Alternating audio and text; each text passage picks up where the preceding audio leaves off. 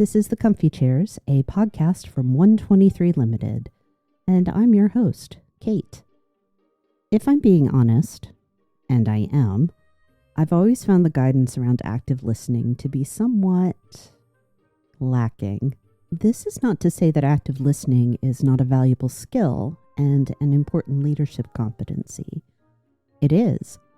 But all too often, what we're taught only scratches the surface of what it is and why it matters. And in some cases, we're left with the impression that active listening means sitting still and quiet like an empty vessel. Now, as appealing as that can be, it won't get us anywhere productive when it comes to effective communication and leadership impact. So what's the solution? Do we throw out active listening in favor of something else? Or do we deepen our understanding and expand our language about what works best when it comes to listening? I think this is what is called for, learning more about the interplay of thoughts, actions, and emotions that occur when we speak and when we listen. I'm fortunate to have the chance today to speak to an expert.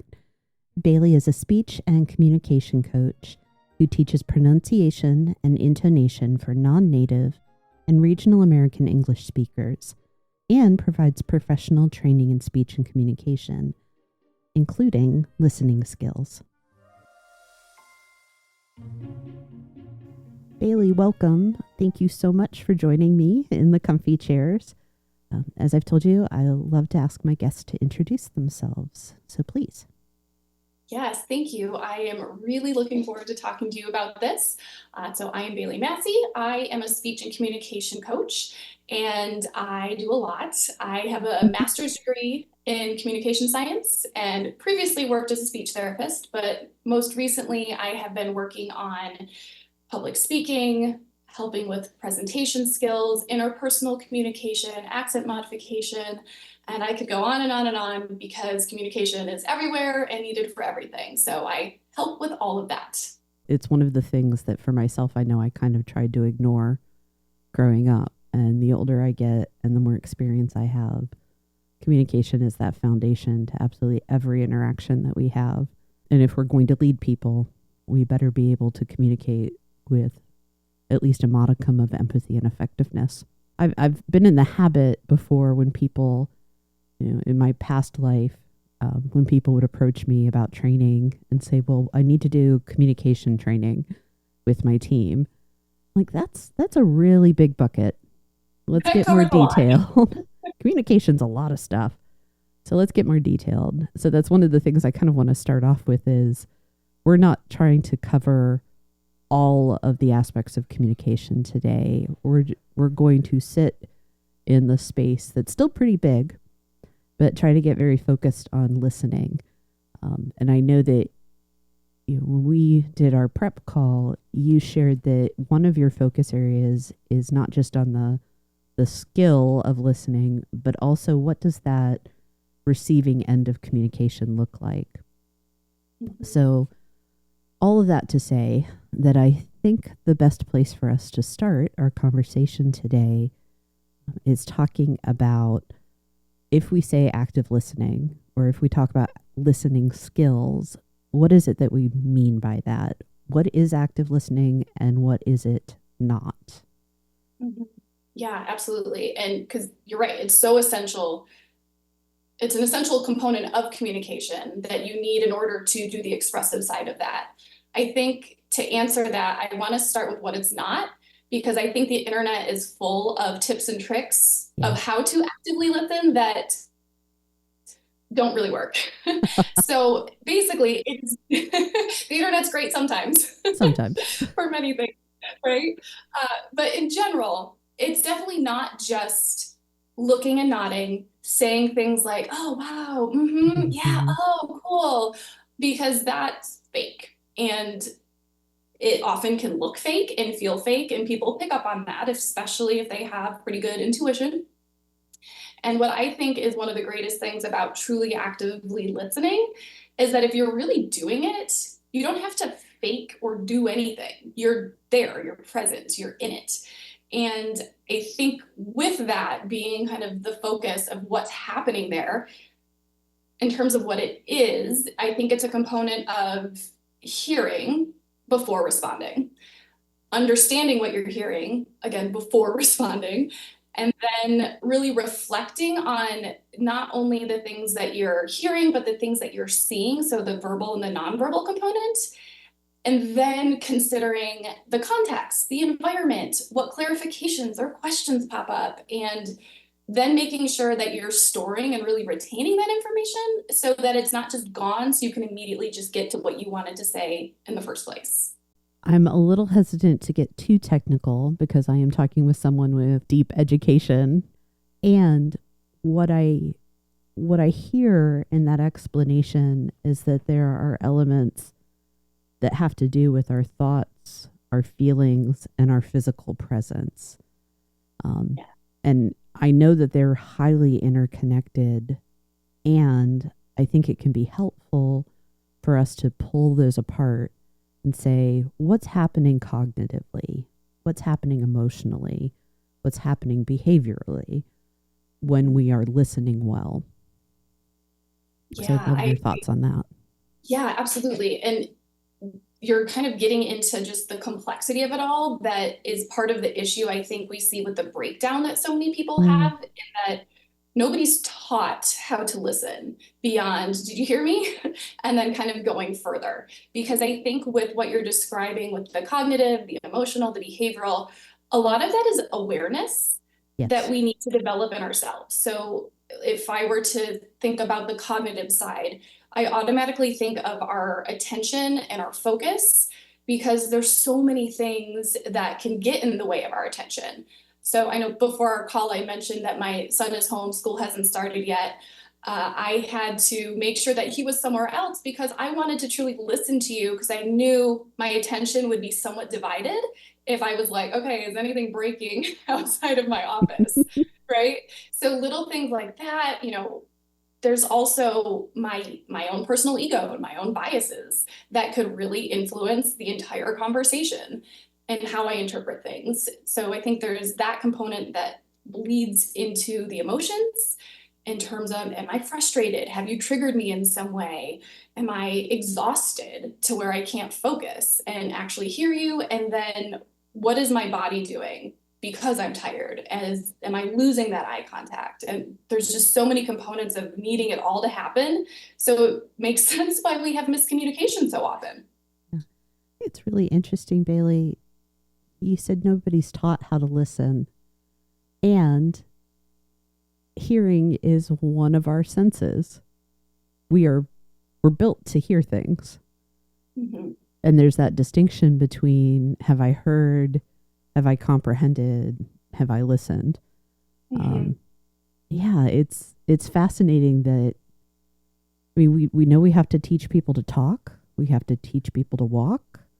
We have to make certain babies understand touch and the parameters around that. But we don't focus on the distinction between hearing and listening. But we always expect it. Yeah. Yeah. Which is probably not fair. It's not. It really to isn't. Ourselves and others. Yeah. It's kind of fascinating because I'm trying to see if I can follow this little trail of thought that I have.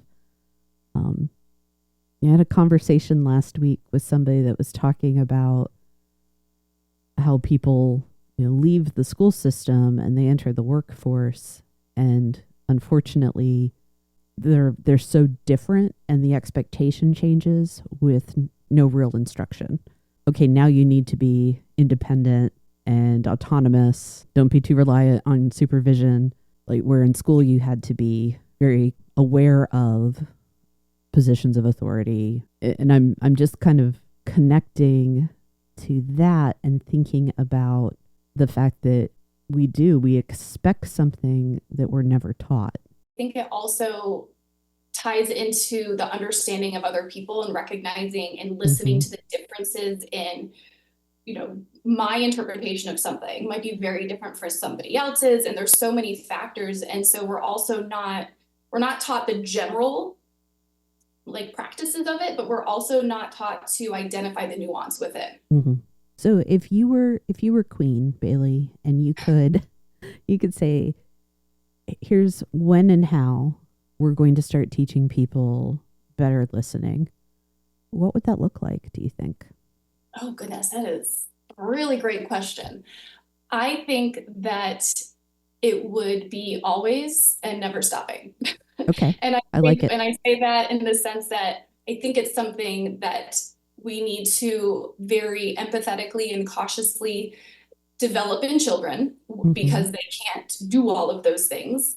We also need to consider that we all process differently. Like the way I listen or in a neurotypical person listens is different from, there's just so many different styles and things that we need. So we need to respect all of that and consider the broad kind of spectrum of people in general. Mm-hmm. And then I think that there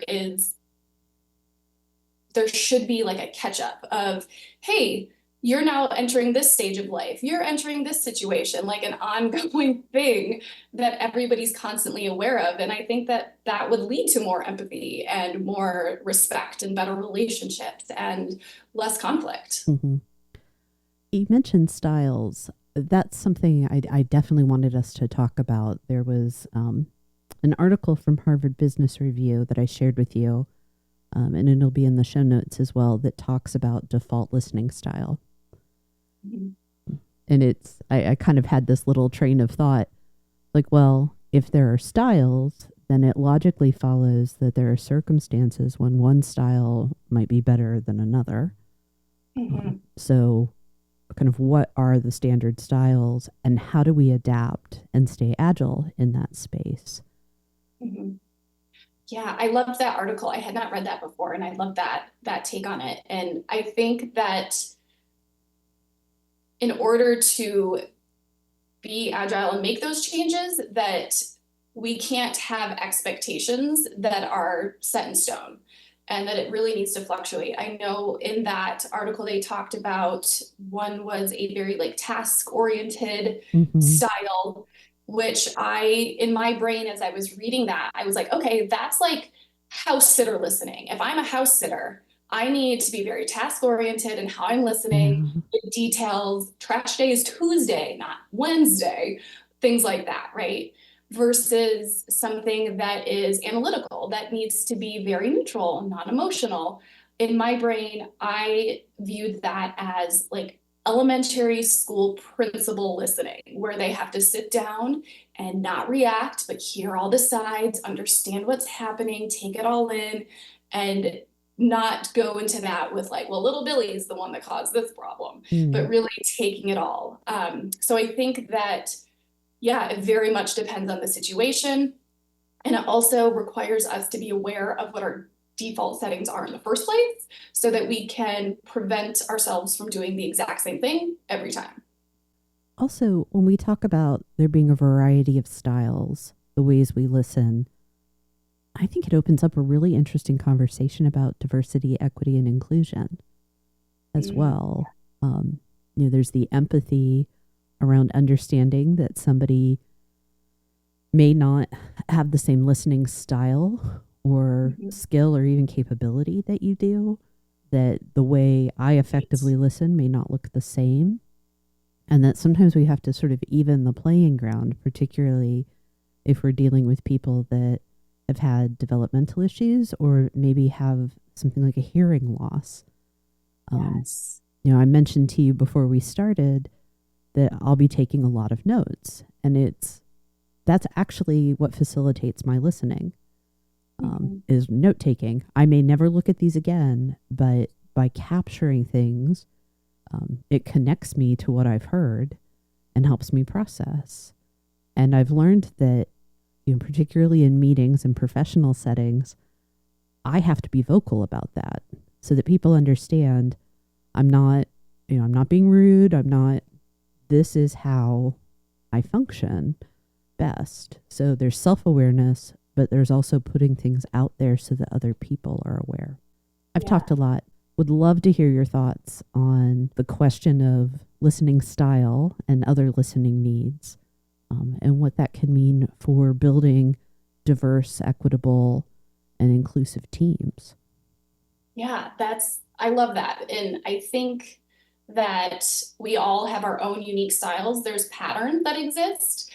And one thing that I've noticed, like what you're mentioning with, having to write notes down, that's how you process. I also think that that is something that did not have a negative view years ago. I think Mm-hmm. the existence of us being face to face through a computer on Zoom has made us feel like we have to only be in front of us. But if we were to take our Zoom videos and put them into a meeting room face to face from somebody else at a table, nobody would bat an eye at you being like, oh, okay, and like writing something down. Nobody would be like, what is she doing?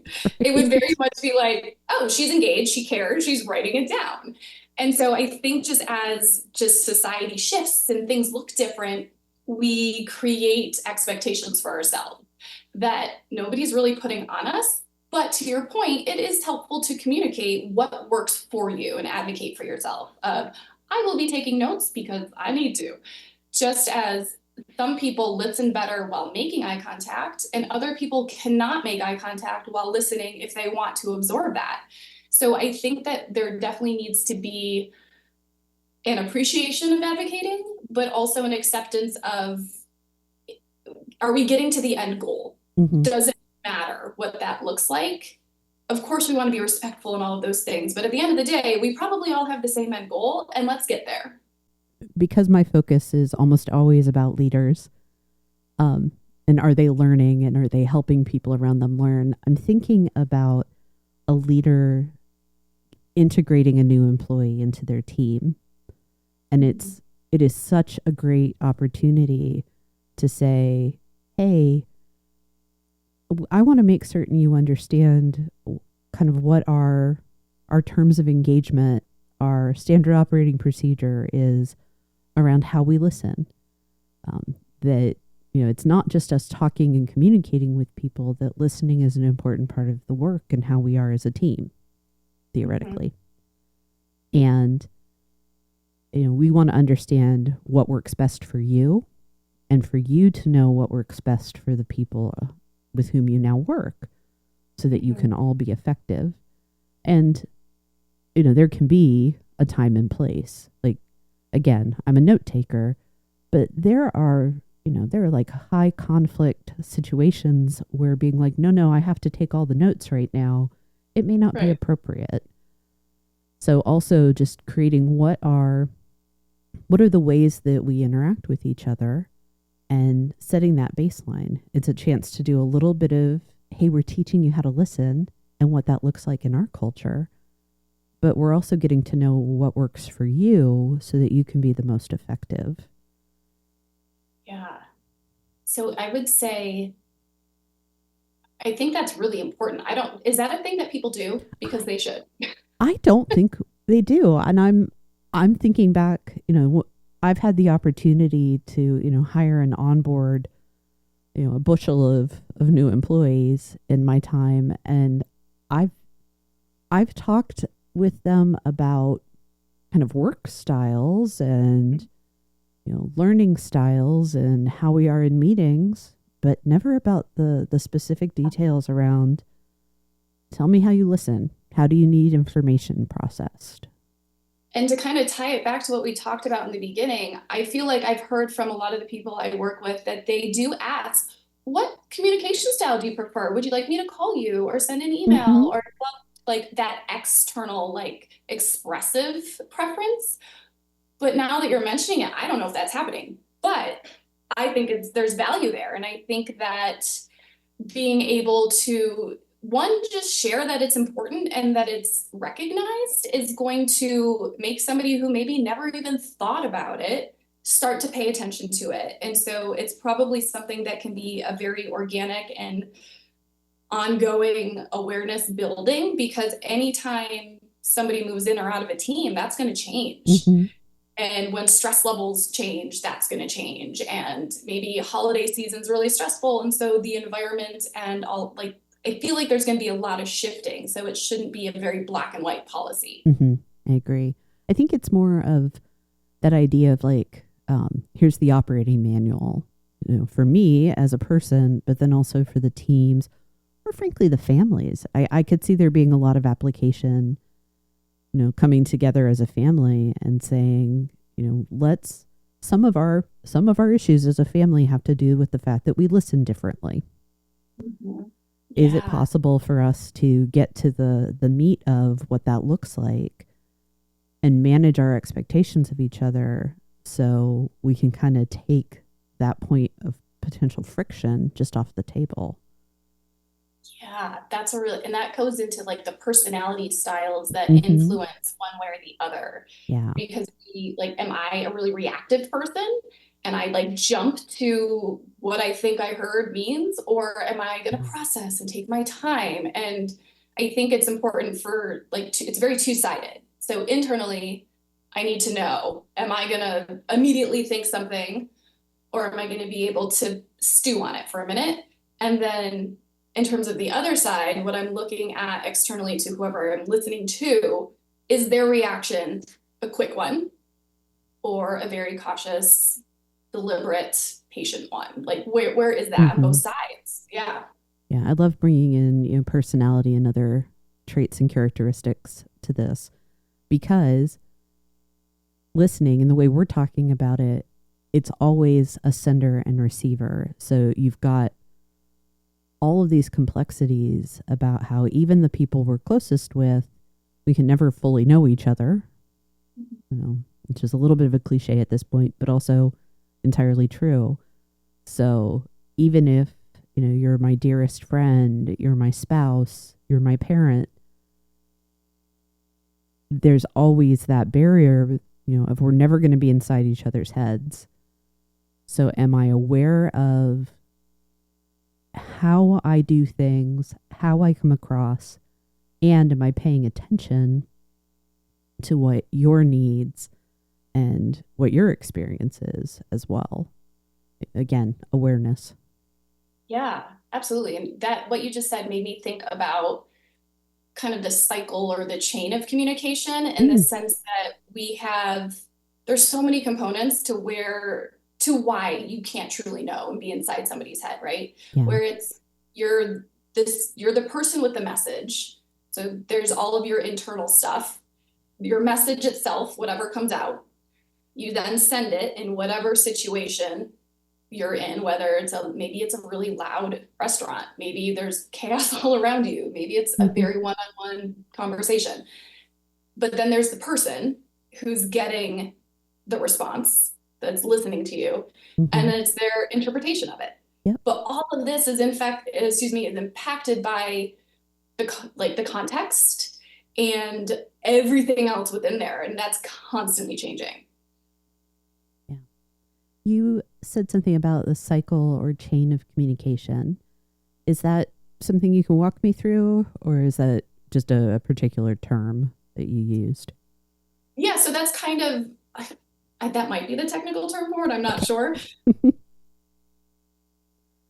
But in general, it's that if we think about it as what the communication is existing within, that's where we get the context.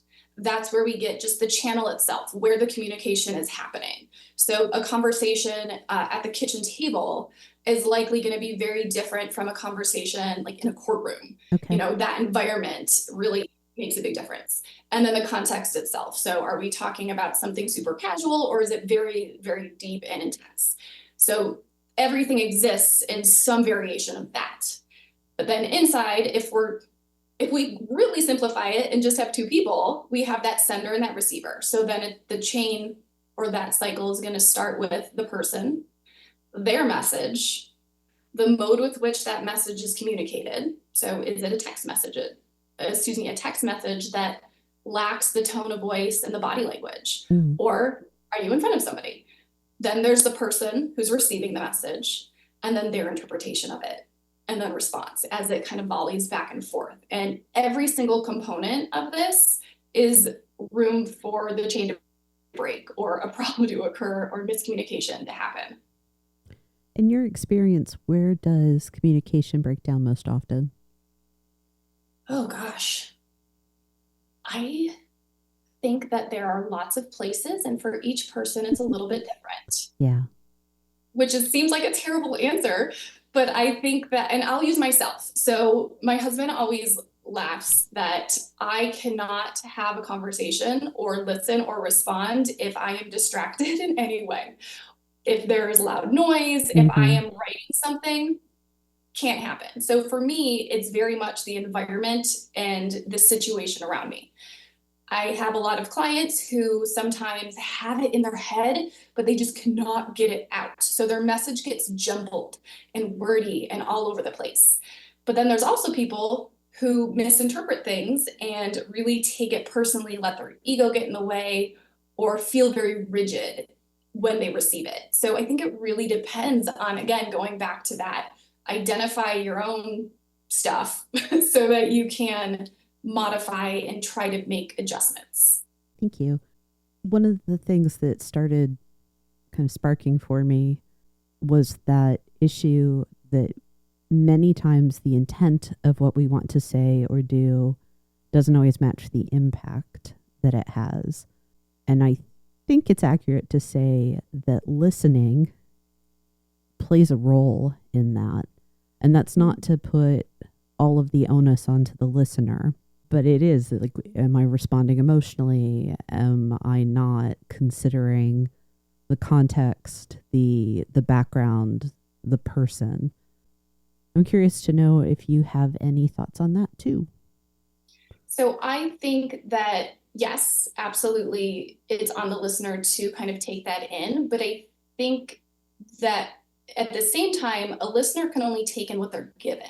Correct. So an issue that I also see with many people is, especially if they're nervous in some situation, they might talk really, really fast and everything's together and there's no pause and then there's no way to know. Like it's either super fast or maybe it's just very monotone and there's no way to interpret anything specific. Yeah. So I have a favorite statistic, Oh, I want to which hear is it. so that is that 7% of the meaning that you receive from a message that somebody shares is coming from the words themselves.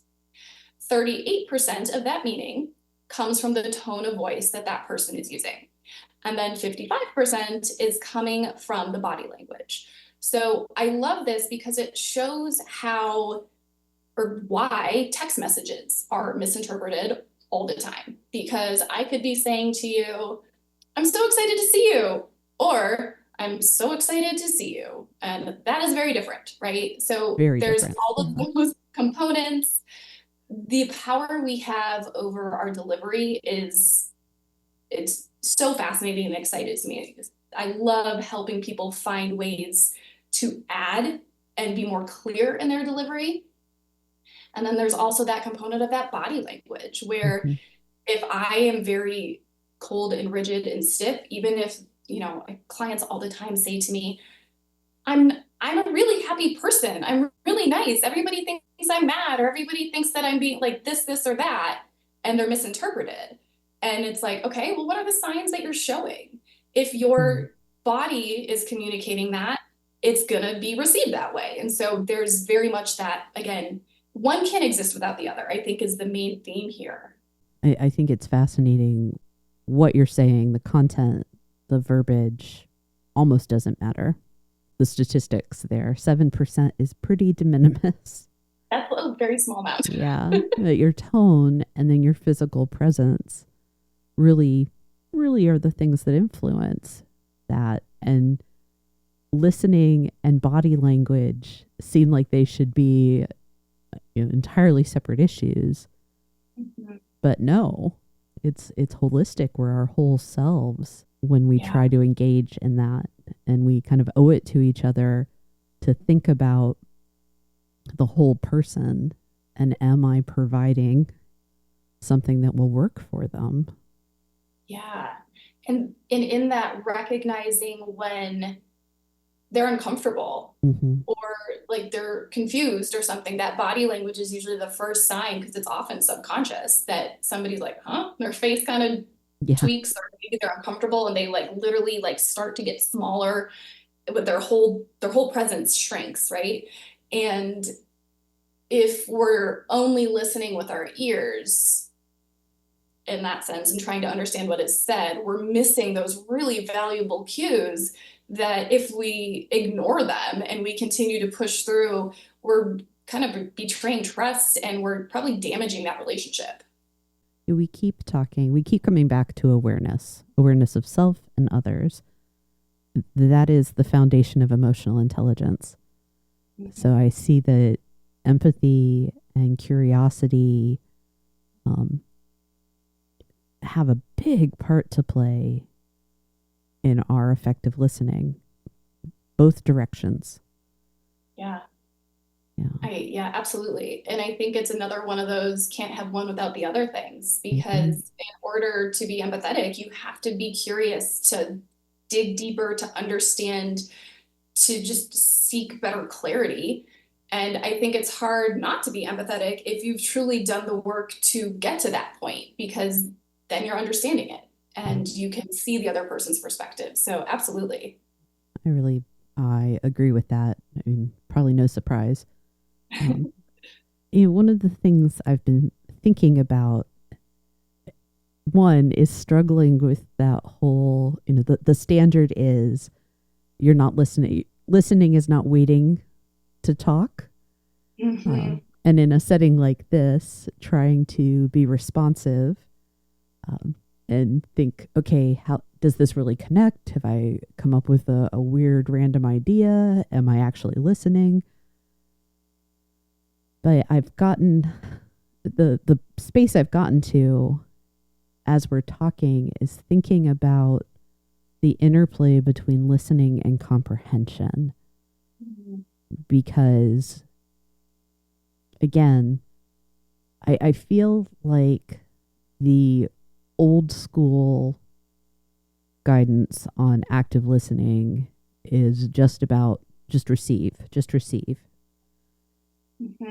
And it leaves this gap in talking about what about my ability to understand what I've been told so that I can respond. Yes. Yeah. So I don't know that I have a question per se, Bailey.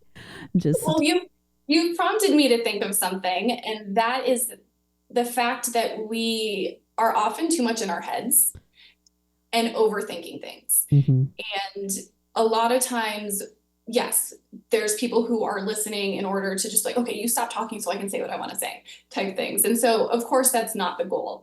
But there's also the people that are really trying to listen to hear, but then they're like, oh gosh, should I say it this way? Is that going to come across wrong? Where do I go? And what I have seen to be most effective is to allow reactions a little bit more, because they're going to be more valid and authentic to somebody.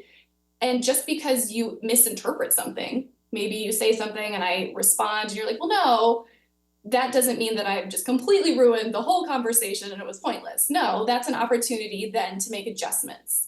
So I think that getting out of our own way, throwing our ego aside, and allowing for error, because we're people.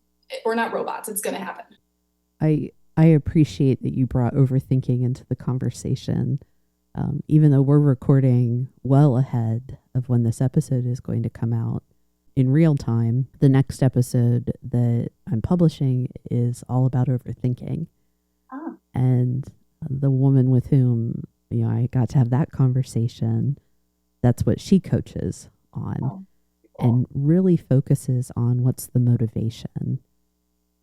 And when we talk about communication and listening and speaking in ways that people can hear, I think motivation does have a part to play.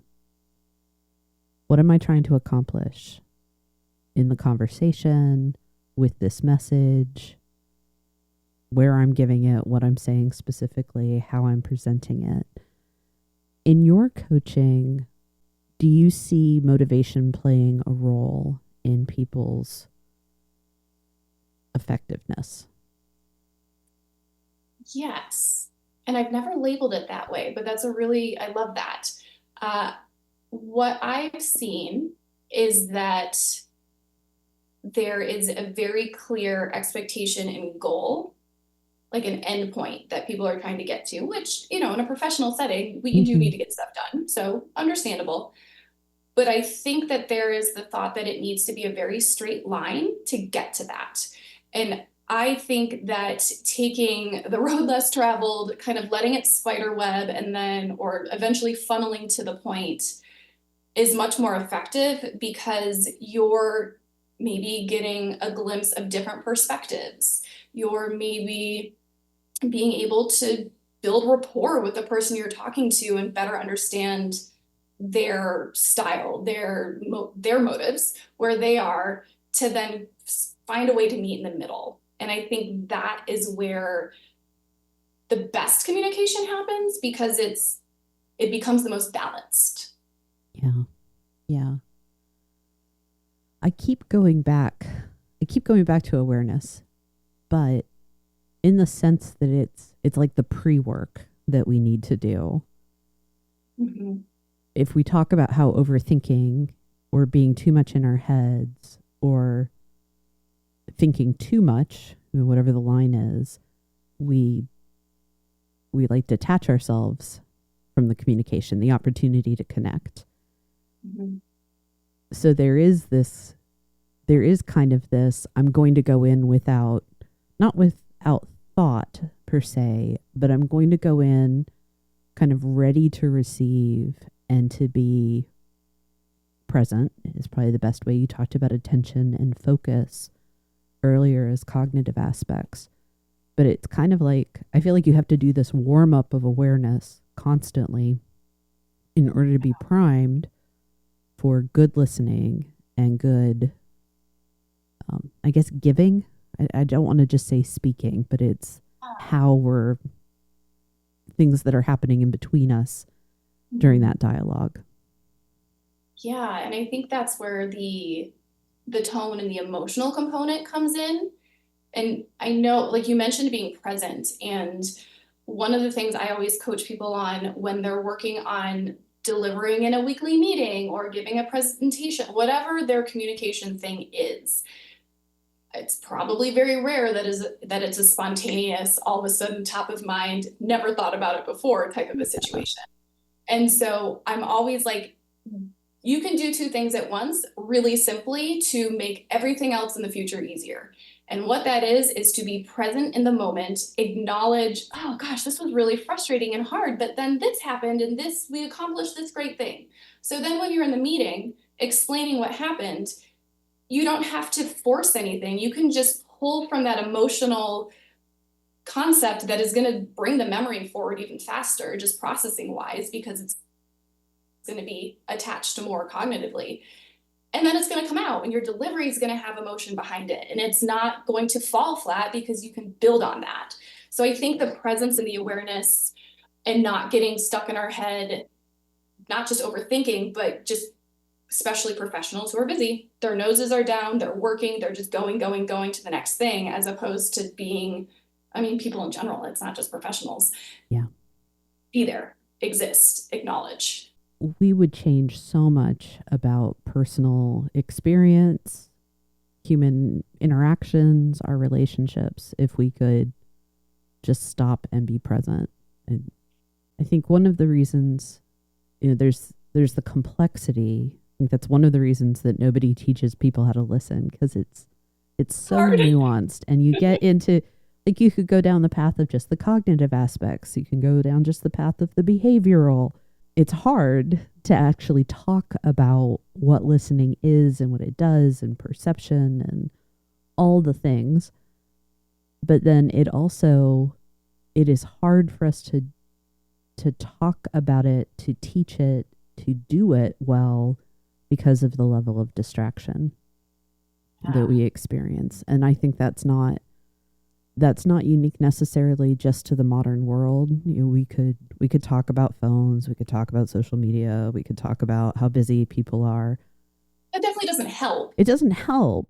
The human brain, the human body is designed to receive input constantly, right? And we can only process so much of that. We get more input than we're able to chew, if you will. We're constantly flooded with stuff in our environment.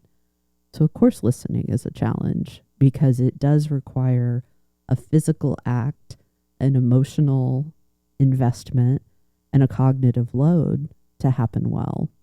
Oh, I was thinking about what you mentioned, and like, of course, it's easy to call out phones and everything. I think back to just let's say 100 something years ago, maybe longer, but if we have much more technology and things available to us, not just in phone style, but science has progressed. So, Mm-hmm. I'm diabetic. I don't have to worry about my blood sugar dropping all the time because I have a super fancy insulin pump that handles that. If I was alive hundreds of years ago, that would have been a component of maybe my sugar's low and I can't focus. And so Yeah. I think that with everything that we gain, we also lose something, but it's probably never not been a challenge. Yeah, I agree. I agree entirely. Even, if we want to go even farther back, hundreds or thousands of years, if you are in a state of pure survival and listening and hearing things is essential to your survival, but you're also inundated by the things that are a risk to you, it's going to impact your ability to listen.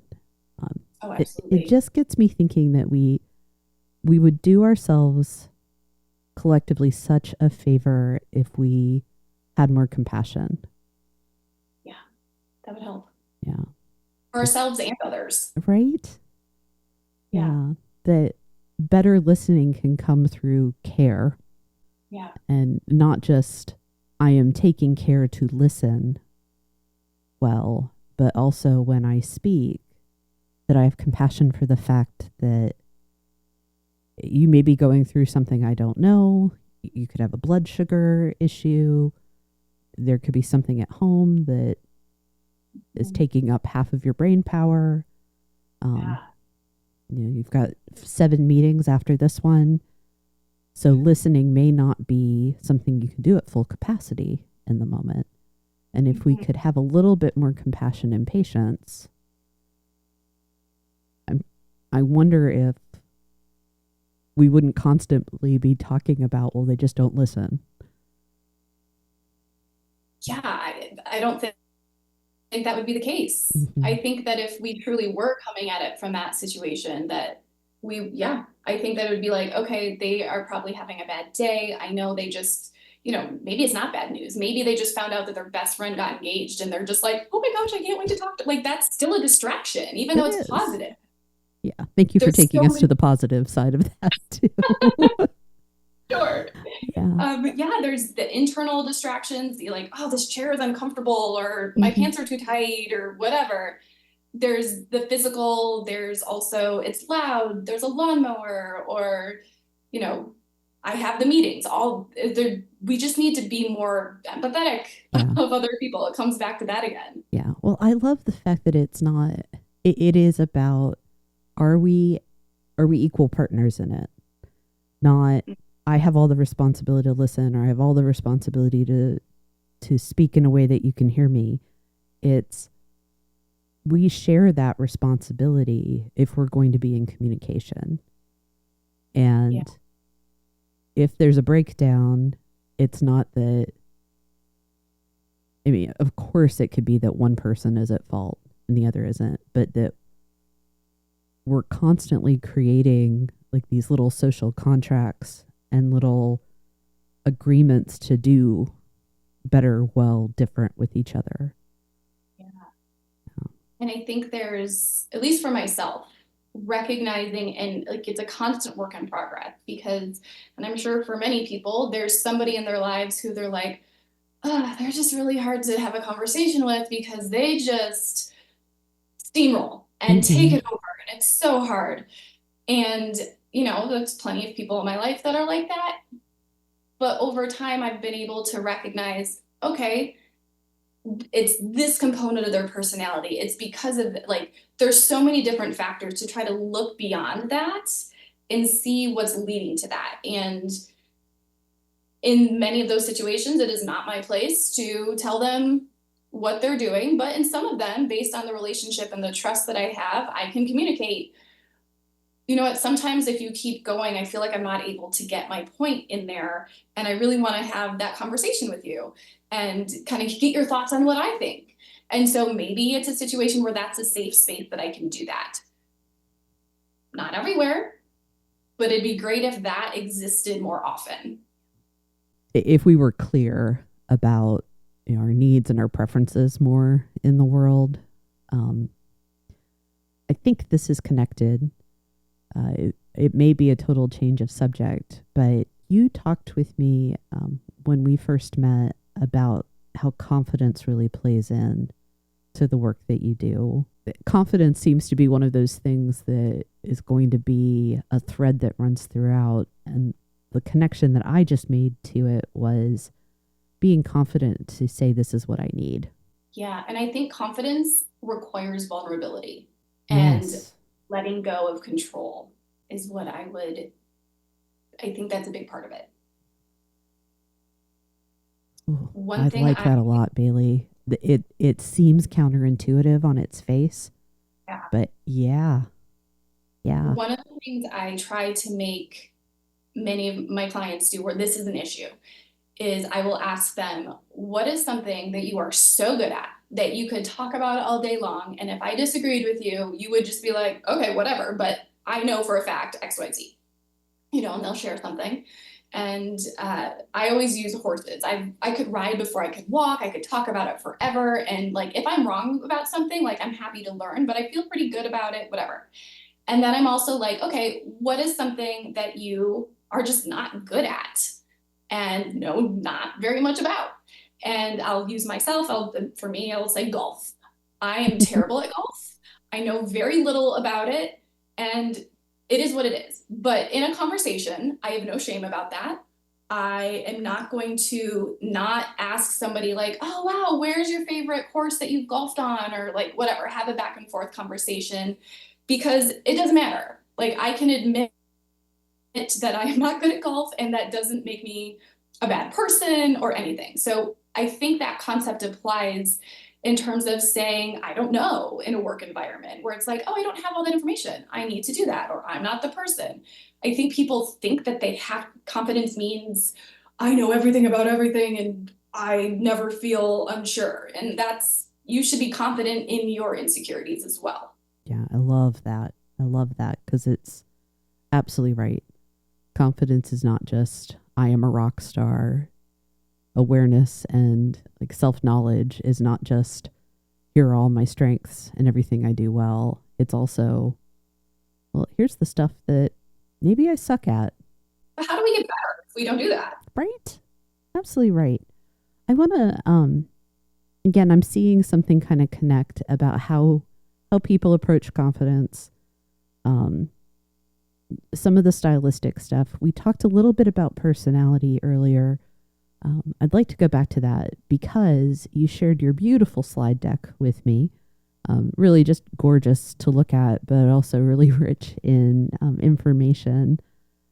And something that, there was a lot there, but something that really caught my attention that it looks like you do some training around are the variables like personality and culture that can influence how we listen.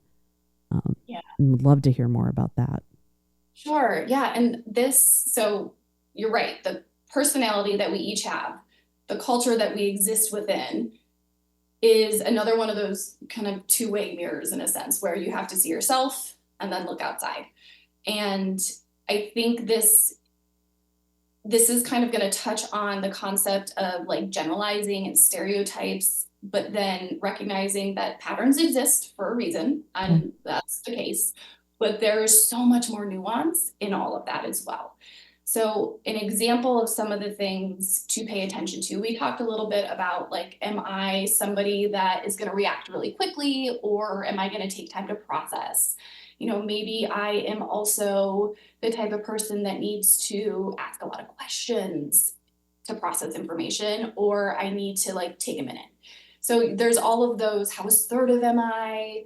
Am I going to really receive information in a understanding and affectionate way where I'm going to like empathize with you, or am I going to be kind of dismissive of like, okay, whatever. Mm. All of those things come from somewhere, but they exist. And again, knowing inside and outside. But then what I find to be really cool to dive into is the cultural variabilities. And this is regarding things like, am I or the person I'm talking to, the type of person who is going to be very individualistic and focus on themselves, or think about a very collective approach to things? So do I base all of my choices and decisions on me alone? Or am I considering my family and my community and all of those things? Because that, as who I am, is going to impact how I'm hearing other people. But I also need to see and listen to how people phrase things to get an idea of where do they fall on that spectrum as well. Before we started recording, we were talking about only children, siblings, family. Families have their own cultures. Every household has its own culture, and sometimes even subcultures within those. Mm-hmm. So obviously there can be like the big C culture of, different nationalities, communities, but it can even be, I'm an only child, and I come from a quiet home. Like, we were not loud and rowdy. So if there is a lot of stimulation, it's because of that cultural background that I have of being, a latchkey only child. If there's a lot of stimulation, I struggle to listen. Yeah, it just goes to, if we want to have really great communication, particularly in the workplace, particularly as leaders, the first job is to get to know your people. And I'm also going to push back on that. Is that first, or do we need to know ourselves first? Like, what is this a chicken or the egg situation? Oh, you got me. Oh, you totally got me. No, because I'm always like, it starts with you. That is the thing I say about leadership. It starts with you. So, yes, the first thing after you have self-awareness is to get to know your people. And actually, those are things, I would say those are things that realistically can happen concurrently as well. Yeah. I could, if I wanted to be particularly difficult, make a case for the fact that getting to know other people helps us understand ourselves better, but that would just be for the sake of argument, and I will spare you that. But it's also valid, and I think that's why it's so complicated, because where do you start? Where do you go? It's a lot. Yeah. Yeah, it is a really complex. One of the things that I try to do as a coach, as a consultant, as a human, is look at things that are complex and complicated and attempt to make them simpler, attempt to make them more consumable. Now, there are things that you can't always do that with. They are just complex by their nature, and you have to accept that and work the complexity. But because I crave that, can we break this down to its component parts? I'm curious if we can try to tease out some of those essentials of being a great listener. Oh, like how to create like the framework for it. I think focusing on removing yourself and your expectations, to get out of your own head, get out of your own way, to allow yourself to hear and truly listen, to broaden and just open up your mind to have the flexibility to see different perspectives so that you can actually understand, would be the next step along that path. And then I think kind of the next step would be like a filtering to reflect. So hearing the things, processing and checking, am I thinking that just because of my experience, or am I thinking that because of what they're saying? And I think after that would be considering the environment and the context of just the whole conversation, whatever's being discussed, and then looking forward to what's next. Can you say more about that last part? In terms of looking forward, I think that would be finding, if it's a work situation and we need to find a solution. Obviously, we're looking in that direction, but making sure that we realize that what the next step is might be a slight detour that is going to get us some more information and benefit us getting back to the whatever the answer is or the solution is, and not feeling that we have to take the same path every single time. Okay. I want to not poke holes in this, but I feel like there may be something missing in that, Bailey, if I may be so bold, that we went from that internal process immediately to action. And what I didn't hear in all of that was the, not just you talked about filtering to reflect. So sort of understanding, do I have a bias? That's still the internal part. What about the engagement with the other person and responding before action comes? Responding and the part of the person speaking or the part of the person listening? Listening. Okay. Listening, because I think that's one of the reasons this can get so convoluted, because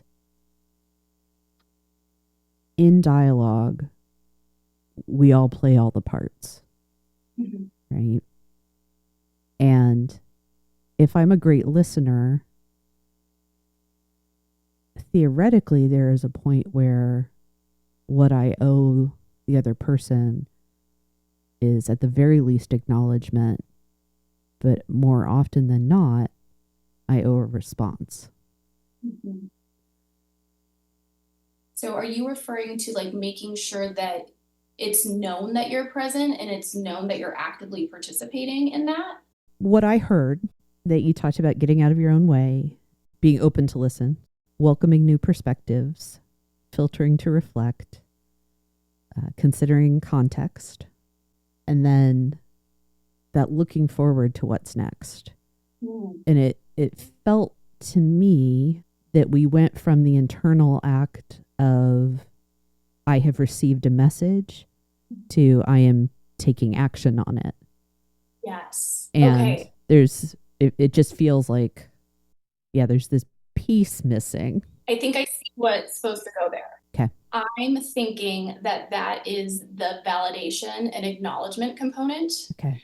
That is very important in many situations. So I'm wondering if that's kind of where you were like, okay, but then how does that person know that they can move forward, that they can be trusted, that somebody's seeing whether they agree or disagree, that they're seeing where they're coming from? Do you think that's kind of where you're identifying that gap? Yeah.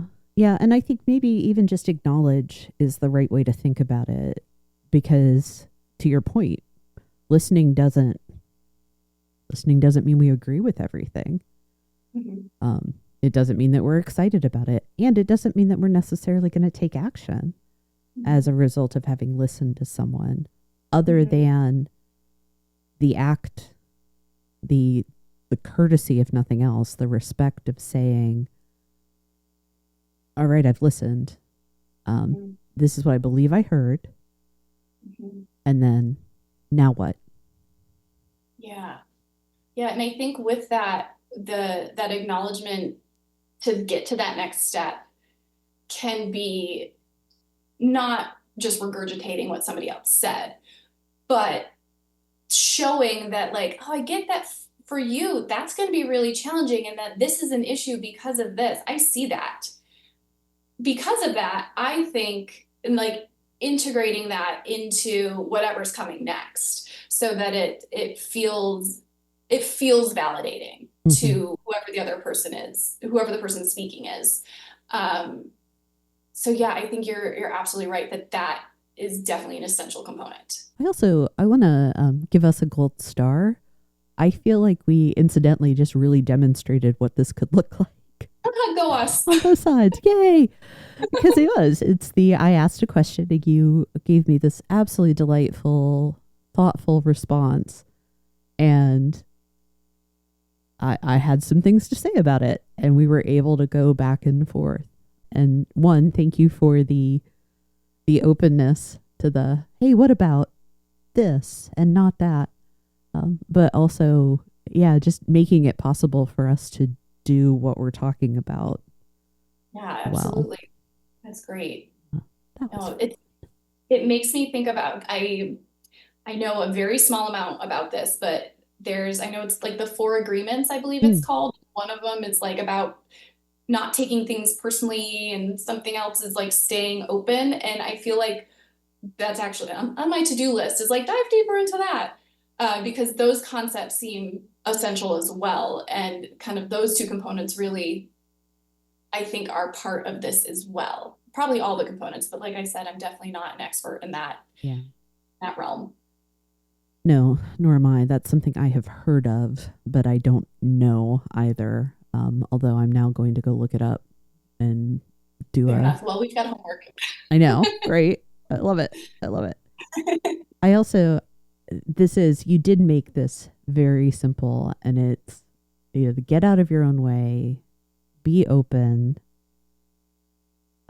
The new perspectives, I always get excited about that when there's an opportunity to see and learn and encounter things that are different from what I know. I think you've made it very consumable for people, and it doesn't do the stuff that I criticized in my introduction of like, well, just sit there and wait. Yeah, don't do that. No, no. I mean, there could be a time and place, and that's another point we've covered. But I really do want to call out that there are instances where certain approaches to communication are better suited than others. Oh, yeah. You and I both have worked in, care settings, myself on the HR administrative side, but there can be, I think about during the pandemic, where it's a little bit like you talked about the analytical, the school principal, or the house sitter listening. The way we listen in high stakes environments, it's going to look different than if I'm sitting at a coffee shop with my best friend. I think one thing also with all of that we didn't talk about, which is a whole other can of worms, but that's that critical style where we're judging and we're forcing our interpretations onto others. That is not helpful unless somebody's saying, hey, I would love your advice on XYZ. Please tell me your thoughts. In many situations, that judgmental approach, is that keeping score, that grading, is definitely not helpful. So being able to step away from that is also necessary. Yeah. That's an interesting topic. I've spent a lot of time just in the last few days actually having discussions about behavioral styles, and also like some educational things around critique versus criticism. I come back to what's the motivation behind how you're approaching something, and are you being transparent about that motivation? When you talk about being critical, there is I believe, a distinction between critique and criticism. How do you describe that? The context for this, for me, has to do with my background. I majored in English and art in undergrad. So wrote stories and painted pictures. Both of those disciplines have a practice of critique, where you share the work with the class, with a group, with a professor, and then you receive a critique. And the intent of the critique is not to break you down, not to make you feel bad. It's to improve the work. It's done in a way that's somewhat structured, and always done with support. But you have this, like, you kind of have this shared understanding that this is what we're doing in this setting. And good professors, good teachers will help you set your ego aside. That's part of their teaching in this. Not because your ego doesn't matter or you're there to be beaten up by your classmates. It's, okay, you want to be a student of this discipline. This is how we're going to get better. We're going to help each other improve our work. Criticism, the stuff, the content of a critique and a criticism can sound a lot alike, but if there's no shared understanding at the front end of things that the purpose of this is for support and improvement, as opposed to, I just don't like that, you lose that. So I feel like talking about the distinction between critique and criticism is also sort of that distinction that we've highlighted a few times between, do people understand what I'm trying to say, where I'm coming from, my motivation, my background. I love that we've landed on this because I think it's a really good exemplar of, it can be the same message, but if the motivation, the context is taken out of the picture, it leaves the listener lost. Yeah. Like, do you understand that I'm saying, hey, this particular passage doesn't have great flow. I got really confused. I didn't understand what your main character was trying to accomplish. If that's set in the context of a critique, it's, oh, Bailey's trying to help me. She wants to connect it. Yeah. If you're saying, I got really lost and I didn't understand this, and it's in the context of criticism, I'm going to think horrible thoughts about you. Right? So I think if we can have that, am I critiquing or criticizing, it's very valuable to have that listening skill. But there has to be, again, this mutual agreement and understanding. This is how this is coming forward. Yeah.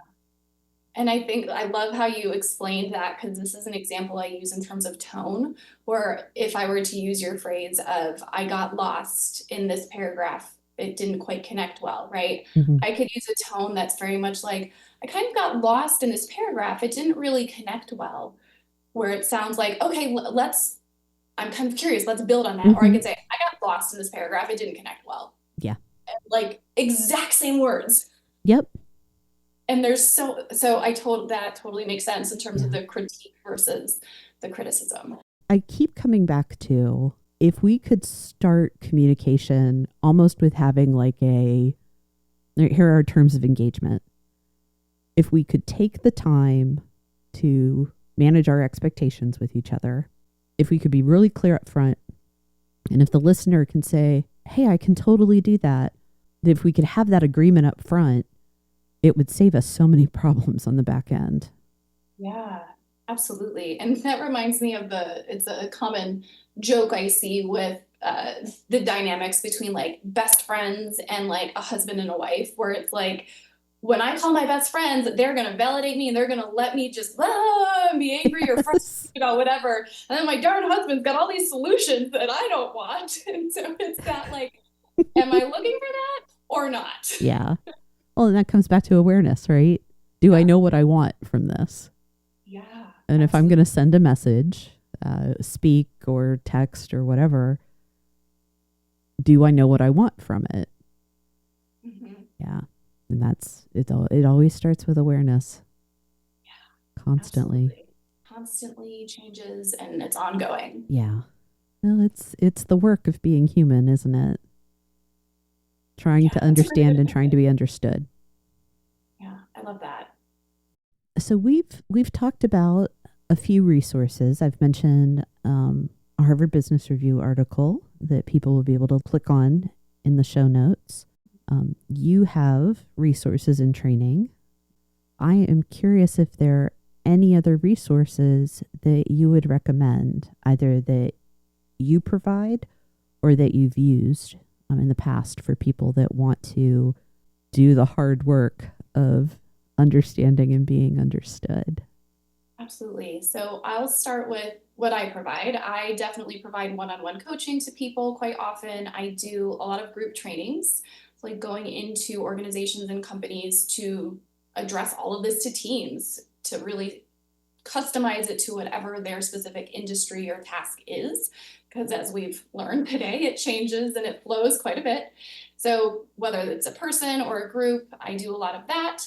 I also, in terms of a resource, there's a book that I absolutely love, and I think it is the perfect Kickstarter to seeing and understanding the broadness of listening, and it's called You're Not Listening, and it's by Kate Murphy, and I love it. It's really, really helpful and has a lot of great insight in that. So I highly recommend that one. And then I would be very cautious with internet searches because there's good and bad.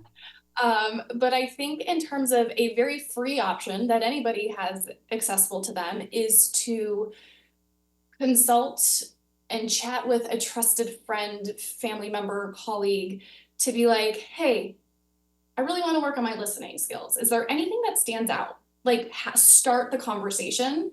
And if you're not seeing it in yourself immediately, start to ask the people you trust who are going to give you that critique, not that criticism. So I think that's a really great starting point. I really appreciate that last piece of advice. Because you're right, we could go Google, but the phone a friend is probably going to be more immediate and formative for us too. Yeah, AI doesn't know you. No. Your best friend is going to know you a lot better. I could kind of put a footnote here.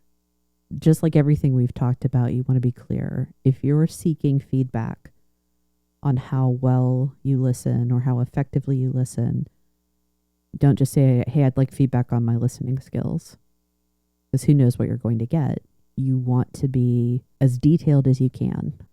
I feel like I could improve in my listening skills by being clearer in how I respond or being open in my body language. Can you pay attention over the next few days, the next week or two, and provide me with feedback about what you experience? Absolutely.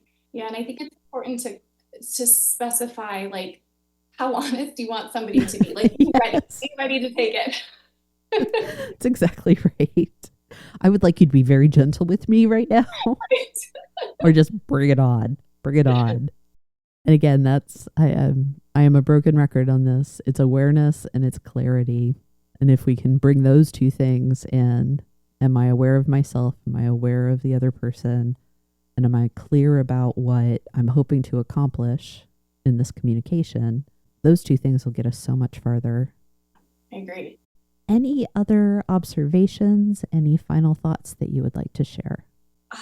You know what? This has just been so lovely. I've had so much fun kind of going on this meandering path with you because I just could talk about this all day. So it was just, thank you so much for doing this because I feel like I have gained so much from this conversation. Oh, I feel exactly the same. Thank you. I feel like you've been so patient with me too, because I won't lie.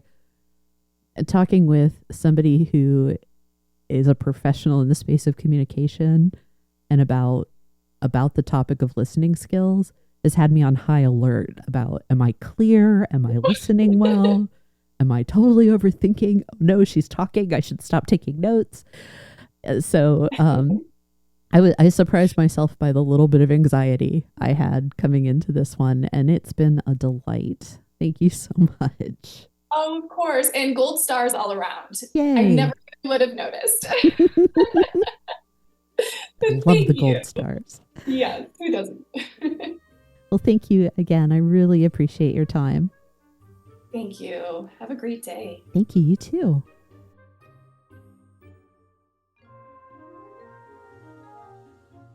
If you enjoyed this episode and you'd like to support the podcast, please subscribe, leave a rating or review, or share it with others. You'll find Comfy Chairs updates and other thoughts on leadership and learning on Instagram at 123 Limited. That's ONE23 LTD.